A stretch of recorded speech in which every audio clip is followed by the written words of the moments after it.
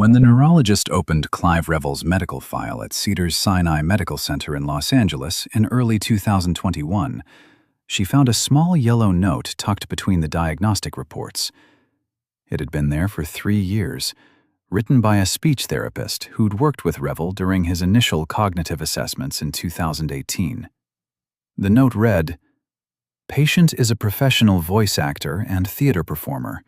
Entire career built on verbal memory, vocal precision, linguistic control. Early dementia symptoms first appeared precisely in these domains. Forgot lines during a recording session, lost vocal modulation mid-performance, couldn't recall character names he'd played for decades. This disease is not just taking his mind, it's taking his craft, his identity, his very voice. Watching a man of words lose words is the cruelest thing I've witnessed in 20 years of practice." That note stayed in the file for 3 years. 3 years during which Clive Revel, the man who had spent 60 years mastering the art of spoken language, slowly lost the ability to speak. 3 years during which his wife Judy watched helplessly as dementia systematically dismantled every faculty that had made her husband who he was. 3 years during which the entertainment industry, the same industry that had used his voice in countless films, television shows, commercials, and recordings, fell silent about his struggle. But 5 people knew. 5 people saw the progression. 5 people watched as Clive Revel descended from eloquence into silence. And not one of them spoke publicly about what was happening until it was too late. Why? Why do the people closest to us choose silence when they see someone they love losing themselves piece by piece?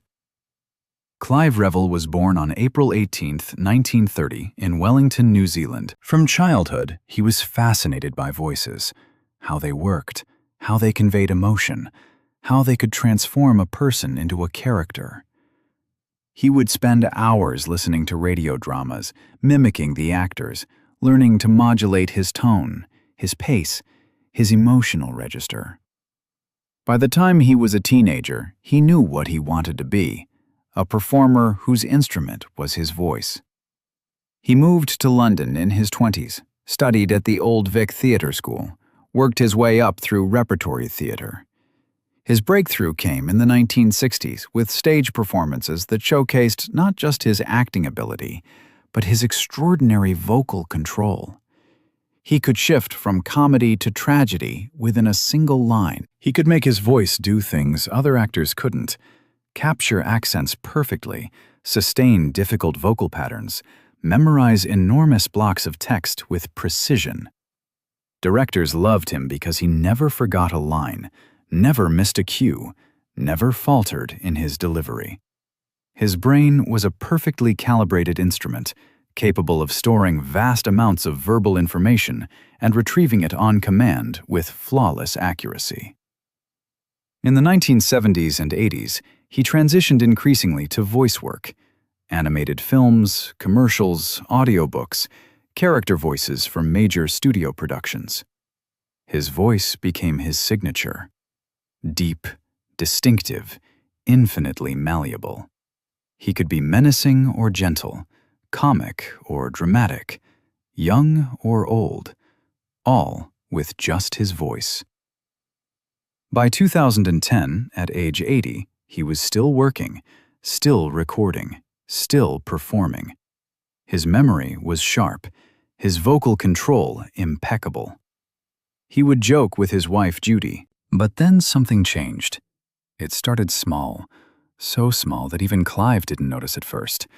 He was recording a voiceover session in 2015, a simple commercial script, 20 lines. He'd done thousands of these, could usually nail it in 1 or 2 takes. But that day he stumbled, forgot a word mid-sentence, had to restart. The director said, he tried again, same line, same stumble, same word gone. After the 5th take, the director called for a break. Clive sat in the booth, staring at the script. The word was right there. ___, quote __, 3 underscore underscore. A simple word, one he'd used hundreds of times in his career. But when he tried to say it, his brain couldn't find it. The connection between seeing the word and speaking the word had hesitated. He finally got through the session, but he knew something wasn't right. He mentioned it to Judy that evening. "I had trouble with a word today. Couldn't remember it for a moment." She looked concerned, but tried to reassure him. "You're 85. Everyone forgets words sometimes." He nodded, but he knew. This was different. This wasn't ordinary forgetting. This was something in the machinery of his mind beginning to fail. Over the next year, it happened more often. Not constantly, just occasionally. A word would disappear mid-sentence. A character's name he'd known for decades would suddenly be gone. A line of dialogue he'd memorized perfectly would fracture in his memory. His agent noticed, started getting fewer calls for work. Directors who'd worked with him for years suddenly were __quote_ 6__. Nobody said anything directly, but Clive understood. Word was getting around. Clive Revel wasn't reliable anymore. In 2017, Judy insisted he see a doctor. The first neurologist ran standard tests: memory, cognition, language processing. The results came back. Mild cognitive impairment. Not yet dementia, but heading that direction. The doctor said, "This is common at your age. We'll monitor it. There are medications that might slow progression." But what the doctor didn't say, what became clear later, was that for someone like Clive, whose entire identity was built on the precise functioning of verbal memory and linguistic control, this diagnosis was particularly cruel. The disease was targeting exactly the faculties he'd spent 60 years developing to superhuman levels. It's like telling a concert pianist their fingers will slowly stop working, or a painter that their vision will fade. For Clive Revel, losing his words wasn't just about communication. It was about losing his art, his craft, his entire sense of self. And the narrow circle, his wife, his longtime director friend, his agent, his doctor, his speech therapist, they all knew this. They all understood what was coming, but none of them talked about it publicly. Not to the press, not to the industry, not even to Clive's wider circle of friends and colleagues. Why? Judy would say later, the director would say, the agent would say, the doctor, the speech therapist. All valid reasons, all understandable, but all, in the end, forms of silence. And that silence meant that when Clive Revel needed support most, very few people even knew he needed it. By 2018, the decline was becoming impossible to hide. Clive would forget not just words but entire conversations. He'd repeat the same story 3 times in an hour. He'd call Judy by the wrong name. Not another person's name, just a wrong name his brain had supplied instead. But the cruelest part? The absolute cruelest part? He still remembered that he was forgetting. He was still aware enough to know that his mind was betraying him. He would stop mid-sentence, look confused, and say, "I've lost it. The word. It was right there and now it's gone." And Judy would see the fear in his eyes, the fear of a man watching his own mind disappear. One day, in late 2018, they were having breakfast. Clive was trying to tell her about a dream he'd had. He started. He gestured vaguely. He stopped, looked at her. Judy offered gently. He gestured to his mouth. Judy reached across the table and took his hand. Clive said quietly. That was the moment Judy realized the full horror of what was happening. Her husband wasn't just losing his memory. He was losing his identity, and he knew it. He was conscious enough to watch himself disappear. She called his neurologist that day. The doctor ordered more tests. This time, the diagnosis was clear. Early-stage Alzheimer's disease. progressive, irreversible. The medications could maybe slow it down, but they couldn't stop it. The doctor sat them down and explained what to expect. "The progression varies," she said. "But given that Mr. Ravel's cognitive strengths have always been in the verbal domain, memory for text, linguistic precision, vocal control, those are likely to be the areas where decline will be most noticeable." "You mean he'll lose his ability to speak before other things?" Judy asked. "Possibly," the doctor said carefully.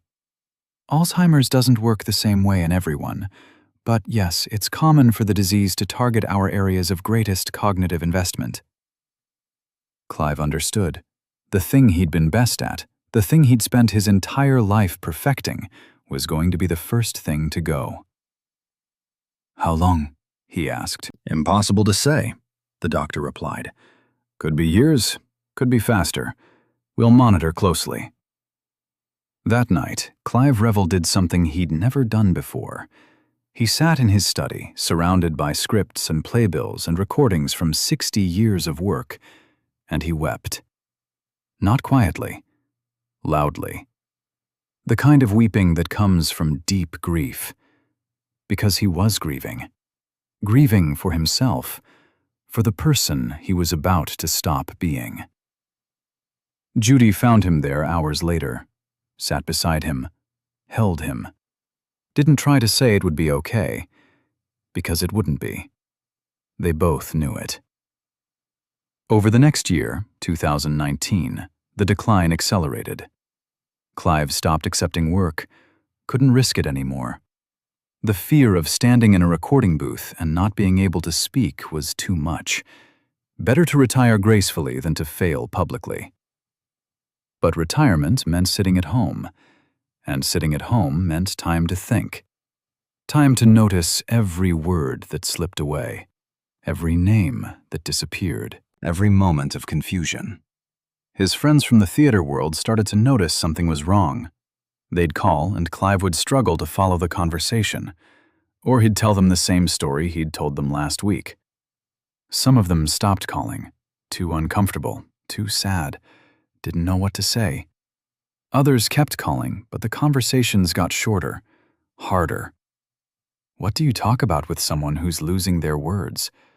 How do you have a friendship when the person you knew is slowly vanishing? One friend, a director he'd worked with for 30 years, tried to visit regularly, every week. They'd sit in Clive's garden and the director would talk.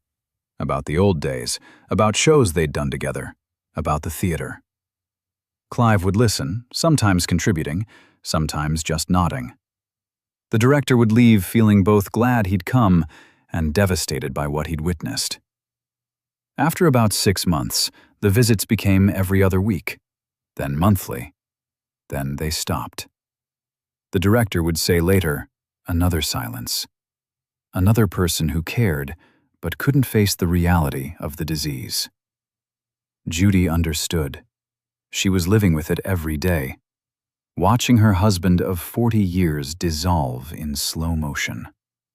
Some days were better than others.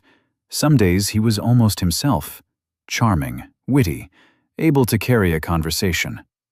Those days gave her hope.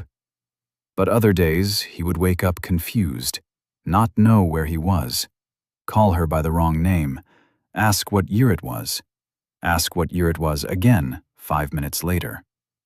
Those days crushed her. The speech therapist who'd written that note in his file tried to help. Gave them exercises, techniques to maintain verbal function as long as possible. Clive would practice, read aloud, recite old monologues, try to keep the machinery working. But it was like fighting gravity. No matter how hard he tried, the decline continued, week by week, month by month. The man who could once memorize 30 pages of dialogue overnight now struggled to remember what he'd had for breakfast. By 2020, the COVID pandemic hit. Lockdown. Isolation. For most people, it was hard. For Clive and Judy, it was catastrophic. Because isolation meant no visitors, no stimulation, no social interaction.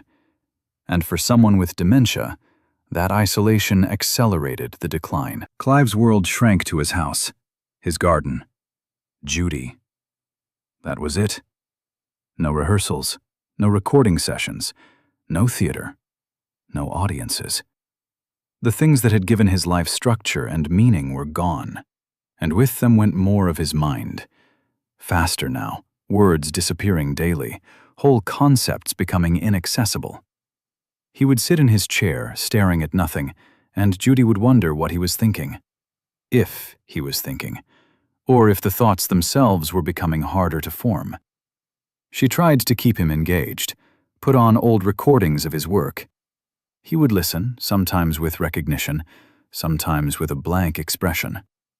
Once, hearing his own voice from a recording made 40 years ago, he turned to her and asked, quote 35, quote 36, quote, she said gently.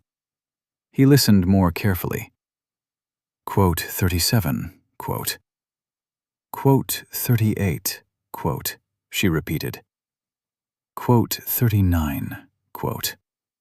He shook his head. Quote 40, quote. And Judy realized he'd forgotten not just who he was, but who he'd been. The dementia was taking not just his present, but his past. His entire identity as an artist was being erased from his own memory. In late 2020, Clive had a series of small strokes, not major ones, but enough to push the dementia from early stage to moderate. The neurologist explained, quote 41, quote 42, Judy asked, quote 43, quote. She was right. Within weeks, Clive went from struggling with words to barely speaking at all. Not because he couldn't physically speak, but because his brain couldn't form the sentences anymore. The connection between thought and language was severing.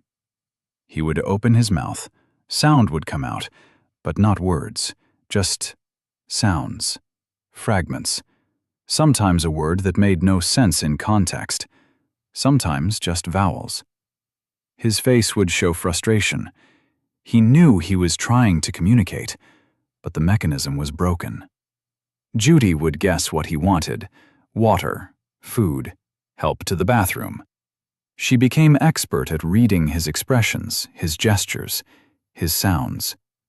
They developed a kind of non-verbal communication. But it wasn't the same as conversation. It wasn't partnership.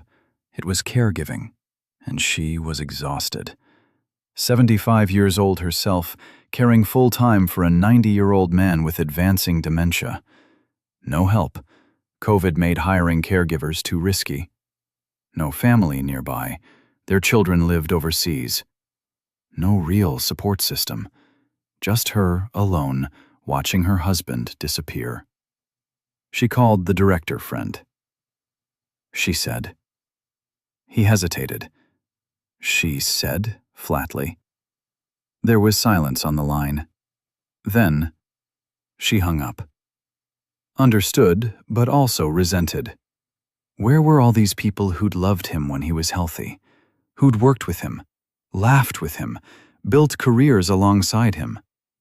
Gone. All gone. Because watching someone lose themselves to dementia is too painful, too frightening. It reminds us of our own mortality, our own vulnerability. So we stay away. We say, we'll visit soon. We mean to call, but we don't. And the person with dementia? They die alone, or as good as alone, with just one person caring, one person watching, one person remembering who they used to be. In early 2021, Clive stopped speaking entirely. Not fragments, not sounds. Complete silence. His brain had finally severed the last connection to language. The man, whose whole life had been his voice, was now mute. He could still understand some things, sometimes.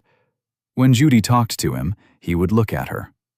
Sometimes his expression would change, like he'd grasped a word or two. But he couldn't respond, couldn't tell her what he understood or what he needed. Communication became purely one way. She would talk to him about the day, about memories, about anything, and he would sit there, silent, his eyes sometimes focused, sometimes vacant. The neurologist said, "This is common in advanced Alzheimer's. Language is often the first complex function to go. He may still have thoughts, emotions, awareness. We can't know, but he can't tell us." That was the horror of it, not knowing. Was Clive still in there, trapped in a silent prison, screaming to get out? Or was the disease so advanced that there was nothing left to trap? Was he suffering? Was he aware? They couldn't know, and neither could he express it if he was. Judy would sit beside him and hold his hand, talk to him about their life together, about the plays he'd been in, about his triumphs, his successes, trying to reach whatever part of him might still be listening. One day she was reading him reviews from his greatest performance, a production of King Lear from the 1980s, where he'd played the title role to overwhelming critical acclaim. She read, quote, 51. She looked up. Clive was looking at her, and for just a moment, just a brief flash, she thought she saw recognition in his eyes. Like somewhere, buried deep, he remembered being that person, remembered the glory of standing on stage, speaking Shakespeare, being magnificent. Then the light faded from his eyes, and he was blank again. She closed the scrapbook and wept. In June 2021, Clive's condition deteriorated sharply. He stopped eating, stopped drinking, not because he couldn't swallow, but because the dementia had progressed so far that his brain wasn't sending the signals to eat or drink. Judy tried to coax him, to feed him small bites, to give him water through a straw. But he would just sit there, mouth closed, not refusing, just not responding, not understanding what eating was anymore. The doctor came to the house, examined him, told Judy gently, "This is the final stage.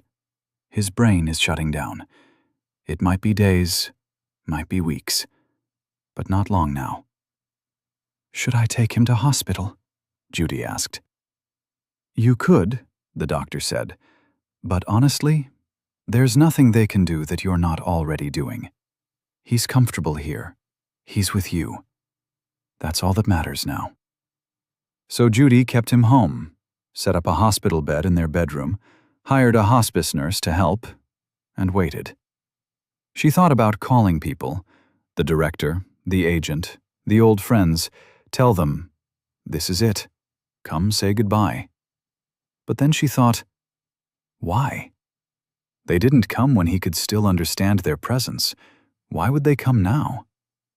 So she didn't call, just stayed beside him, held his hand, talked to him even though he couldn't hear or couldn't understand, or both. She told him she loved him, told him he'd been magnificent, told him the world was better for his voice being in it, told him it was okay to let go. On June 27, 2021, at 4:30 in the afternoon, Clive Revel stopped breathing. Judy was holding his hand. There was no dramatic moment, no last words. He hadn't spoken in months. Just a quiet cessation, one breath, then no more. The man who had spent 60 years mastering the art of spoken language died in silence, and only one person was there to witness it. When the news got out, Judy put a simple death notice in Variety. The tributes poured in. Actors who'd worked with him decades ago, directors who'd cast him in memorable roles, fans who remembered his voice from childhood. Everyone had a story. Everyone had a memory. Everyone expressed sadness and respect. But Judy, sitting in her empty house, surrounded by 60 years of her husband's work, thought, "Where were you? Where were you when he needed you? When he was losing himself piece by piece? When a phone call or a visit might have meant something? Dead now, you remember him. Living, suffering, dying slowly, you forgot him. That's what hurt most. Not that he died. Death comes for everyone. But that he spent his last years largely abandoned by the industry and community that had defined his life. That the narrow circle of people who knew he was sick stayed silent. That dementia remains such a stigmatized, frightening disease that even famous performers vanish into silence rather than have their struggle made public. 6 months after Clive's death, Judy gave her first and only interview about his illness. She told the truth about the progression, about the cruelty of a disease that targets exactly what made someone who they were, about the silence, about the abandonment. Quote, 56, quote, she said. Quote, 57, quote. The interview went viral. Millions of views, thousands of comments, many from people who recognized themselves in the story, who admitted they'd done the same thing, avoided someone with dementia because it was too hard, too sad, too frightening. Some people got angry at Judy, said she was being unfair, said people have their own lives, their own problems, said it wasn't realistic to expect everyone to maintain contact with someone who was losing themselves. And maybe they were right. Maybe it's not realistic. Maybe it's asking too much. But Judy's point stood. If we can't face dementia when someone else has it, what makes us think anyone will face it when we have it? This is the lesson of Clive Revel's story. Not just about dementia, about us. About what we do when someone we know is suffering. Do we stay? Or do we leave? Do we face the ugliness of it? Or do we turn away? Clive Revel was a great actor, a master of his craft, a man whose voice brought joy to millions. But in the end, he died the way many people with dementia die. Mostly alone. Mostly forgotten. Mostly in silence. And that silence is on all of us. Because silence is a choice, and we keep choosing it until it's our turn to be forgotten. And then it will be too late. But understanding this lesson and living it are two different things.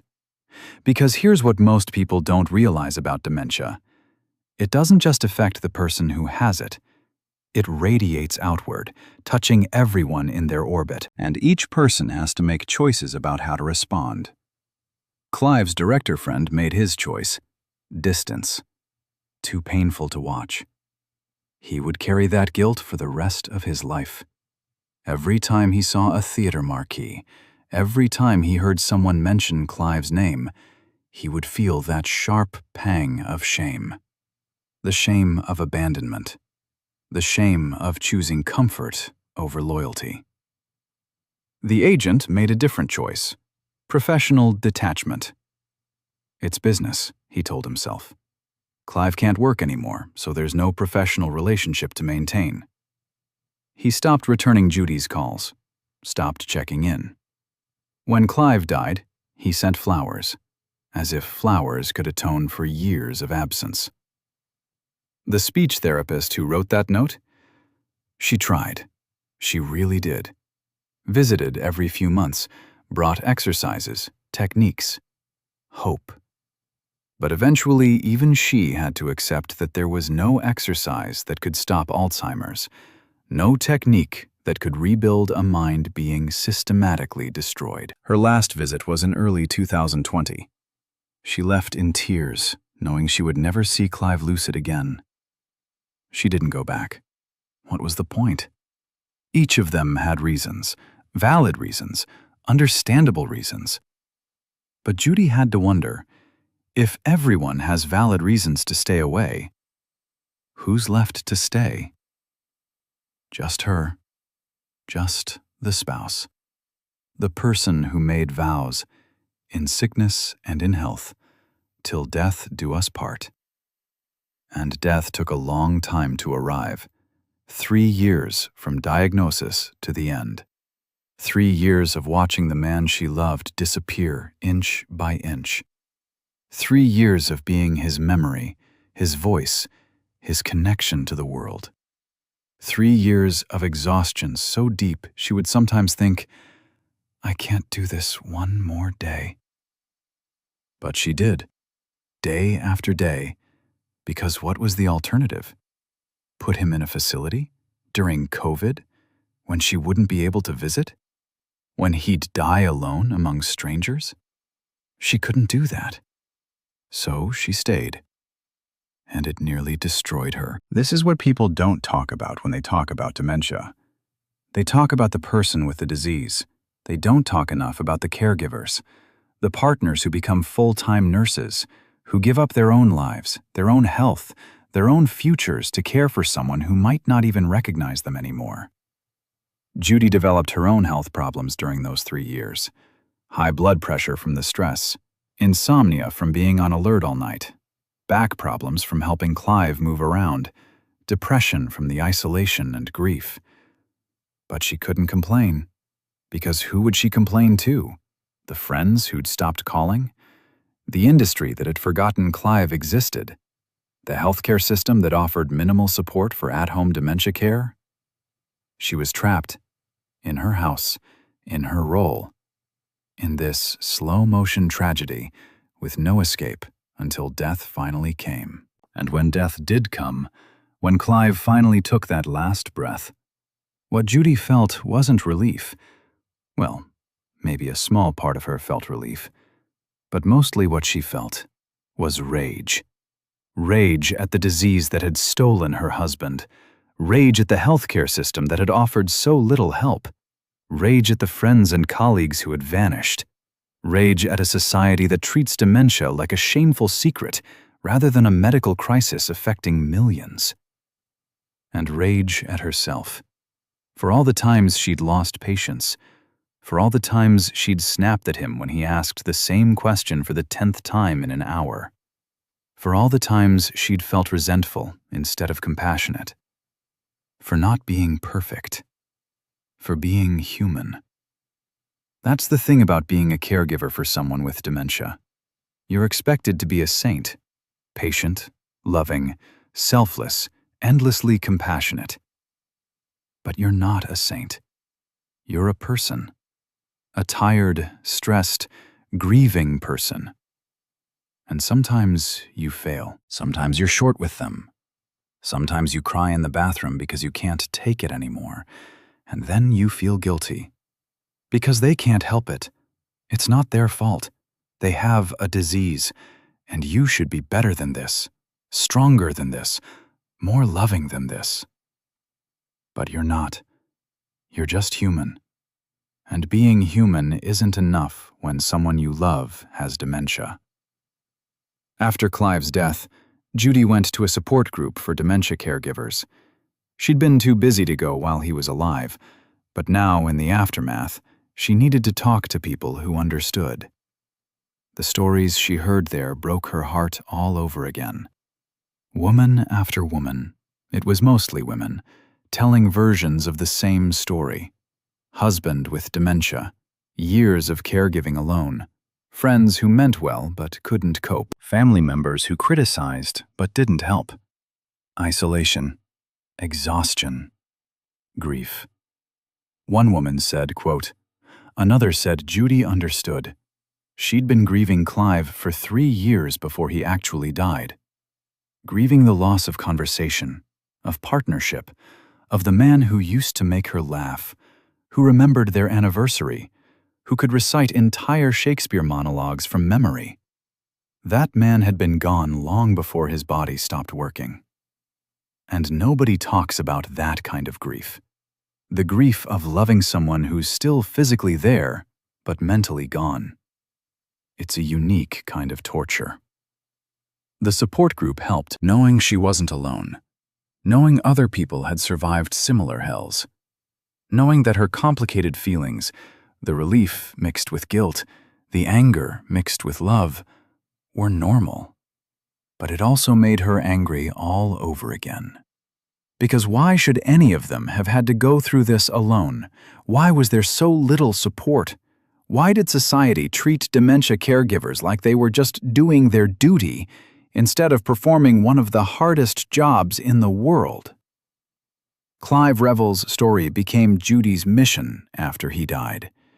She started speaking publicly about dementia, about what it really looks like, about what caregivers need, about how the medical system fails both patients and families. She talked about the specifics of Clive's case, how dementia attacked the very thing that had defined him, how a man of words lost words, how someone who'd built a 60-year career on verbal precision ended up mute. Medical professionals were fascinated. Several researchers studying dementia in performing artists reached out to her, wanted to know more about Clive's progression, about how the disease manifested in someone with such highly developed verbal skills. One neurologist who specialized in dementia in artists explained it to her. The brain has plasticity. Throughout our lives, we strengthen certain neural pathways through repeated use. For Clive, the pathways involved in verbal memory, vocal control, linguistic processing, these would have been extraordinarily well developed, like superhighways compared to normal roads. So, why did they fail? Judy asked. That's the cruel paradox, the doctor explained. We don't fully understand it yet, but there's evidence that Alzheimer's can actually target highly used neural pathways. It's like the disease finds your strengths and attacks them first. So a mathematician might lose their ability to work with numbers before they forget how to dress themselves. A visual artist might lose their sense of color and composition before they forget their own name. And a man whose life was language loses language first, Judy finished. Exactly. So Clive's decline wasn't random. It wasn't just bad luck. The disease had targeted precisely the thing he'd spent his entire life developing. His superpower became his vulnerability. This information didn't make Judy feel better, but it helped her understand, helped her make sense of why watching Clive's decline had been so particularly cruel. It wasn't just that he was losing his mind. He was losing his art, his identity, the thing that made him Clive Revel and not just another elderly man with dementia. When Judy gave her interview 6 months after Clive's death, this was what she wanted people to understand. Not just that dementia is terrible, everyone knows that, but that it's uniquely terrible for each person, attacking them in their areas of greatest strength and identity. For Clive, a man of words, language disappeared first. For someone else, it might be music, or spatial reasoning, or the ability to recognize faces. The disease finds what matters most to you and takes it first. And that's why we need to talk about it. Not hide it, not pretend it's not happening, not let people suffer in silence. Because silence is what the disease wants. Silence is what shame creates. And shame is what keeps us from supporting each other through this. The response to Judy's interview was overwhelming. Thousands of messages from people who'd lived through similar experiences. From caregivers who felt seen for the first time. From people with early dementia who were terrified of what was coming. But also from people in the entertainment industry. Actors, directors, producers who remembered Clive, who remembered his talent, and who felt guilty, some admitting it publicly, for having lost touch, for not knowing he was sick, for not being there. One famous actor who'd worked with Clive in the 1980s wrote a public response. I'm ashamed to say I didn't know Clive was ill. We'd worked together on 3 productions. He was brilliant, kind, generous with his knowledge. When I saw Judy's interview, I was devastated. I should have kept in touch, should have checked in. I have no excuse except the cowardice we all have about aging and illness. Clive deserved better from all of us. That honesty was rare. Most people kept their guilt private, but at least the conversation was happening. At least Clive's story was making people think about how they treat aging artists, how easily we forget people once they're no longer working, how we abandon them when they become inconvenient or uncomfortable. The theater community in particular took Clive's story to heart. Several major theater organizations launched initiatives to support aging performers, to maintain connections with retired artists, to provide resources for those dealing with dementia or other age-related illnesses. It was too late for Clive, but maybe it would help someone else. Maybe the next great actor facing dementia wouldn't have to face it alone. Judy found some comfort in that, in knowing that Clive's suffering had meaning, that it might prevent other families from going through the same isolation and abandonment. But she also wished, desperately wished, that it hadn't taken his death to spark this conversation, that someone had cared enough while he was alive, that the industry had systems in place to support aging artists before they died. Because that's the pattern, isn't it? We wait until someone dies to honor them, to remember them, to care about what they went through. We're great at eulogies, terrible at presents. We're great at tributes, terrible at support. We're great at saying, quote 69, quote, terrible at showing up when they're still here to be helped. 2 years after Clive's death, Judy was invited to speak at a medical conference on dementia care. She accepted, despite her nervousness about public speaking. This was important. She stood at the podium, looking out at an audience of doctors, nurses, researchers, and caregivers, and told Clive's story. All of it.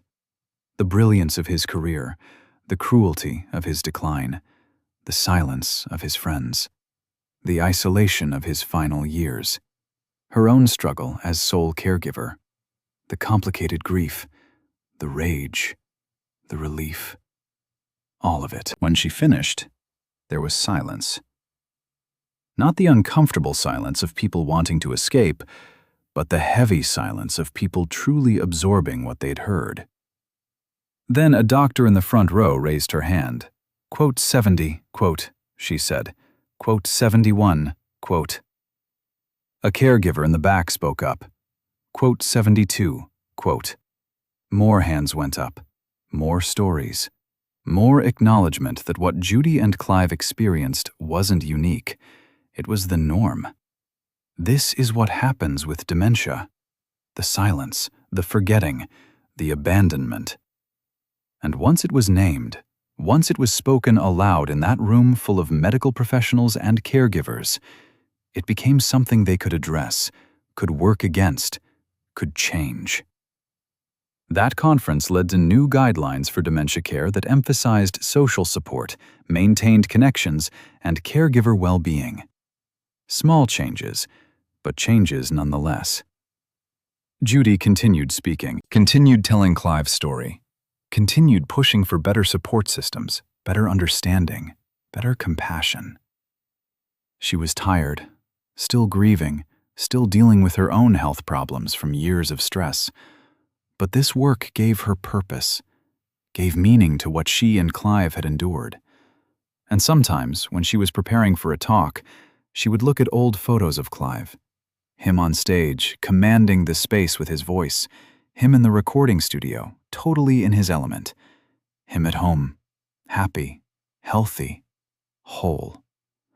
And she would think, this is what dementia took. Not just a life, but an artist, a voice, a man who brought beauty and emotion and meaning to thousands of people through his craft. The world is poorer for his silence, but the world is also richer for his voice having existed. And maybe that's all any of us can hope for, to use our voices, whatever form they take, while we have them, to create, to connect, to matter. Because we don't know how long we have. We don't know what might take our voice away. Disease, age, accident. Silence comes for all of us eventually. The question is, what do we do with our voice while we have it? And how do we treat those who've lost theirs? Clive Revel's answer to the first question was clear. He used his voice magnificently. 60 years of performances that moved people, made them laugh, made them cry, made them think. But the answer to the second question, how did we treat him when he lost his voice? That answer is harder to accept. We failed him. The industry failed him. His friends failed him. Society failed him. Not intentionally, not maliciously, but through silence, through discomfort, through the very human tendency to look away from suffering we can't fix. And that's the lesson we most need to learn from his story. That presence matters more than solutions. That showing up matters more than knowing what to say. That sitting with someone in their silence is better than leaving them alone in it. This is true for dementia, but it's true for all suffering. We are so afraid of not knowing what to do that we do nothing. We are so uncomfortable with helplessness that we choose absence. We are so frightened of witnessing decline that we pretend it isn't happening. But the people who are suffering, they need us anyway, even if we're uncomfortable, even if we don't know what to say, even if all we can do is sit beside them in silence. Because silence shared is less lonely than silence alone. Judy learned this. She sat in silence with Clive for months toward the end. When he could no longer speak, she would still talk to him, and then when she ran out of words, she would just sit, hold his hand, be present. She didn't know if it mattered to him, couldn't know what he understood or felt, but she was there, and that was all she could do. And in the end, maybe that's all any of us can do. Be there. Show up. Stay. Not because it's easy, not because we know it will help, but because it's right, because it's human, because it's what we would want if we were the ones losing ourselves. Clive Revel lost himself to dementia, lost his words, his memory, his voice, his self. But he was never truly alone, because Judy stayed. And that matters, that means something. That's love. Not the romantic love of movies, not the easy love of good times, but the hard love of presence through suffering, the love that shows up when there's nothing to say and nothing to do except be there. That's the love that counts. That's the love that matters. That's the love we should all aspire to. And that's the love Clive Revel received, at least from one person, until the very end. The rest of us, we have to ask ourselves, would we stay? Would we show up? Would we sit in that silence? Or would we be like Clive's friends, like his colleagues, meaning well but staying away? It's a hard question, an uncomfortable question, a question most of us would rather not face.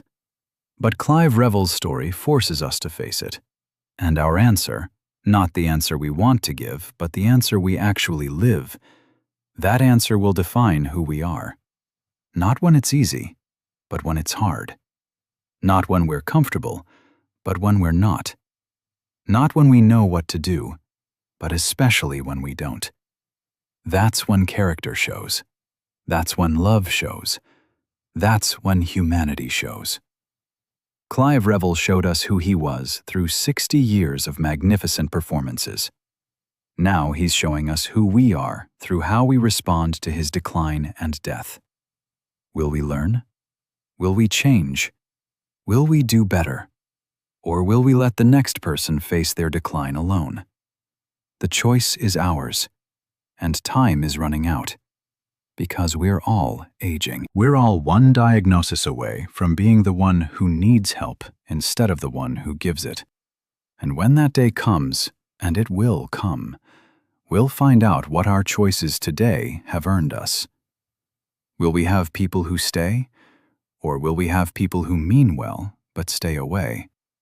Will we face our decline surrounded by love or in silence? The answer is being written now, by how we treat those who are suffering now. Clive Revel's story is over, but ours isn't.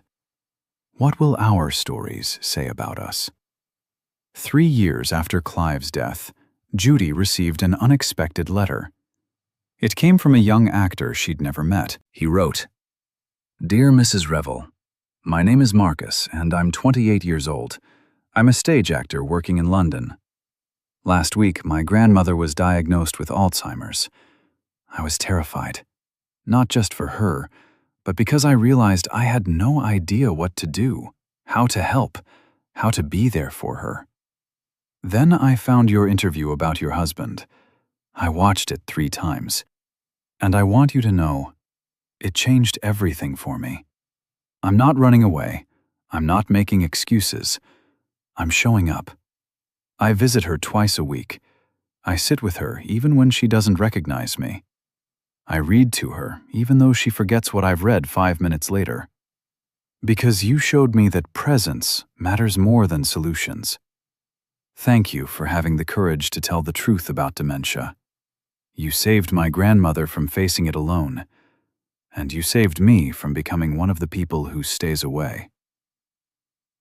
Judy cried reading that letter, because this right here was why she'd gone public, why she'd exposed her pain and Clive's suffering to the world.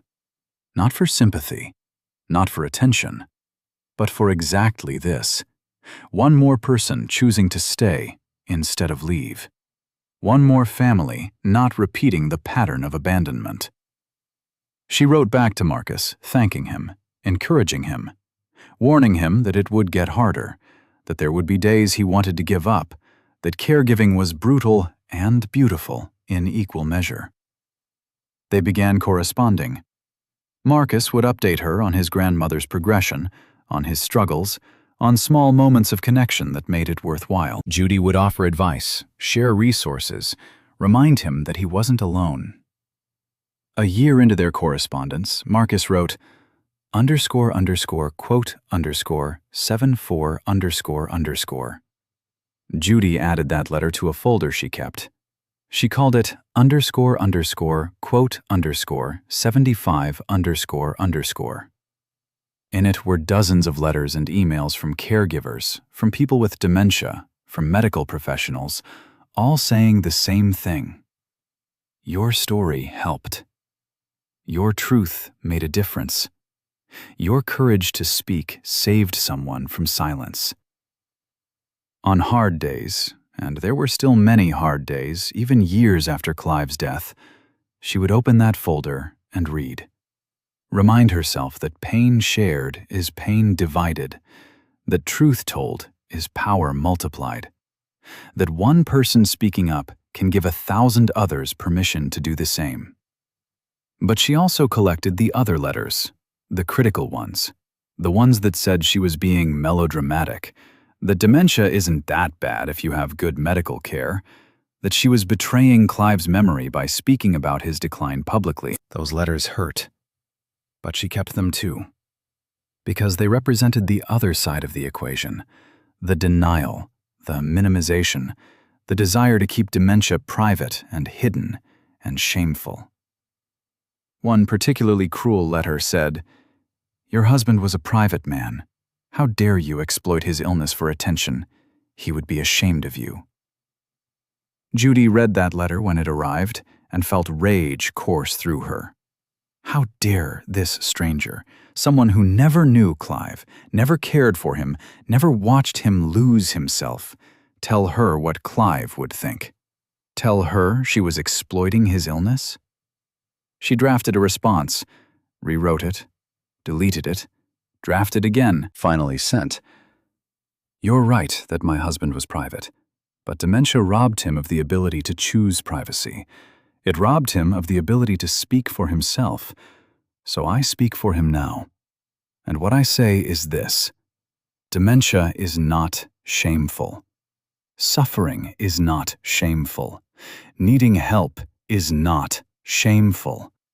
The only shame is in the silence that lets people suffer alone. I speak because Clive can't. I speak because someone has to, and I speak because staying silent would mean his suffering meant nothing. I won't let that happen." She never heard back from that person, but she didn't need to. She'd said what needed saying. This was the burden of being the one who stayed, the one who witnessed, the one who survived.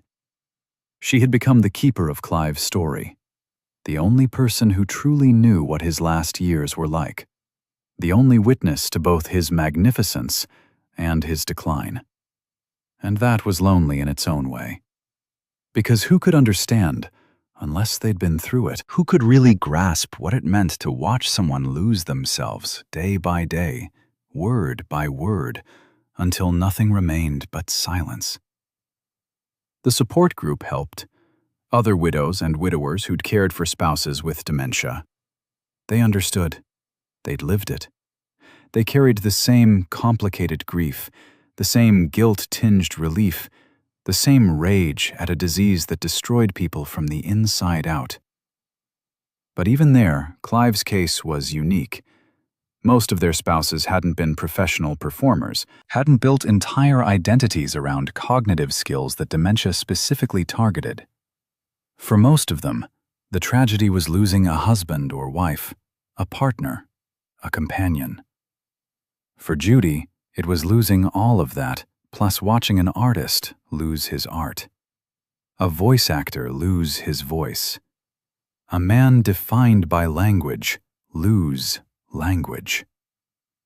The specificity of that loss made it harder to share, harder to explain. People would say, quote 78. And yes, of course. But there were layers to Clive's tragedy that went beyond the universal horror of the disease. It was like, she'd tried to explain this once to a friend who didn't quite get it. It was like if Beethoven had lost his hearing before he became deaf. Wait, he did go deaf. Bad example. Okay, it was like if Monet had lost his vision while he was still painting. No, he went partially blind, too. Damn it. It was like if she'd given up trying to find a perfect analogy. The point was, for someone whose entire professional identity was built on specific cognitive capabilities, losing those capabilities first was uniquely devastating. That's what the neurologist had explained. That's what Judy had witnessed. That's what made Clive's story not just sad, but specifically, pointedly cruel. And that specificity mattered, because it revealed something about how dementia works, about how it targets our strengths, about how it attacks what matters most to us. For Clive, language. For a mathematician, numbers. For a visual artist, spatial reasoning. For a musician, auditory processing. The disease finds your superpower and destroys it first. Understanding this changed how Judy thought about dementia prevention and treatment. She began advocating not just for caregivers, but for research into why dementia manifests differently in different people. Why some cognitive functions fail while others remain intact. Why the disease seems to target highly developed neural pathways. She connected with researchers studying cognitive reserve, the idea that people who've built strong neural networks through education and mental activity might have some protection against dementia. But Clive's case complicated that theory. He'd had enormous cognitive reserve in verbal domains, hadn't protected him. In fact, seemed to have made the disease target those domains specifically. One researcher told her, quote, 79, quote, 80, Judy asked. The researcher agreed. This medical complexity made Judy even more determined to share Clive's story, because people needed to understand. There is no guaranteed protection against dementia. No amount of crossword puzzles or brain training or healthy living can guarantee you won't get it. And when you do get it, it might attack precisely the things you're best at. That's not a reason to give up, but it is a reason to have compassion. For yourself if you get it. For others who have it.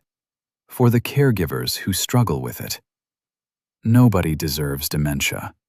and nobody deserves to face it alone. 4 years after Clive's death, Judy was diagnosed with early-stage dementia herself.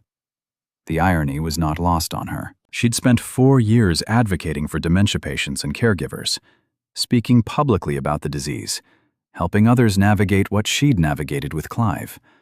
And now, she was joining them. Her first reaction was rage. Of course. Of fucking course. As if caring for Clive through his dementia wasn't enough, now she had to experience it herself. Her second reaction was fear. Who would care for her? She had no spouse. Clive was gone.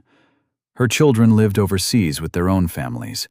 Her friends were all her age or older, dealing with their own health issues. Would she end up in a facility? Would she die alone, the way she'd fought so hard to prevent Clive from dying? But her third reaction, the one that settled in after the rage and fear subsided, was determination. She had knowledge now. She knew what was coming. She knew what she needed. She could advocate for herself in a way Clive couldn't, and she could document her own decline in ways that might help others. So she made a plan. First, she updated her legal documents: healthcare proxy, living will, financial power of attorney. Made sure everything was clear and legally sound. Second, she talked to her children honestly about the diagnosis and what she wanted. No false optimism. No pretending it wasn't serious. Just, this is happening. This is what I need from you. This is how you can help. Third, she hired a geriatric care manager, someone who could coordinate her care as she declined, advocate for her needs, ensure she didn't fall through the cracks of the medical system. Fourth, and most importantly, she started recording. Voice memos at first, then video diaries, documenting her thoughts, her fears, her experiences as someone facing dementia with full awareness of what was coming. Quote 85, she said into the camera. Quote 86. She recorded weekly at first, short videos about what symptoms she was experiencing, how they felt, what strategies helped or didn't help. Forgot my neighbor's name today. I've known her for 20 years. The name was just gone. I could picture her face perfectly, remember conversations we've had. But her name? Nothing. It's terrifying, not knowing what else will disappear. Had to write down instructions for making coffee. Coffee! I've made coffee the same way for 50 years. But this morning I stood in the kitchen holding the pot and couldn't remember the steps. Write it down, I told myself, before you forget how to write instructions, too. People keep telling me to stay positive. Don't let it define you, they say. But how do you not let it define you when it's literally destroying your ability to define yourself? When it's taking away the words you'd use to explain who you are? The videos were raw, honest, sometimes angry, sometimes sad, sometimes darkly funny. Judy didn't edit them for palatability.